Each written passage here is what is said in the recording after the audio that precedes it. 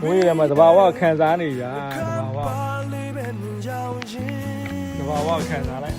မိုးရေထဲမှာနော်ဆိုလည်းခံစားနေပါအတင်းဘီဘာနဲ့မှလဲလို့မရဘူးအတင်းဘီအားကြီးတယ်ဒီနေ့ဘလို့ခံစားရတယ်တိုင်းတဲ့လုံးပဲ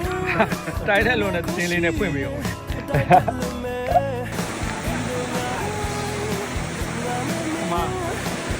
ဘာဝကျွဲရည်နေနော်အဲ artificial ဘယ်လိုရဲအောင်လာတယ်ဘာဝဒီလိုပဲခံစားတို့တော့ဘာဝခံစားတဲ့ဖွင့်စစ်နေတယ်ကြည့်ကြည့်ပေးကြပါ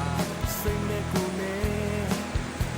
မကတ်တာပေါ်မင်းချောင်းကိုတို့ရေကိုရေကနေခံစားချက်လေးပြောပါ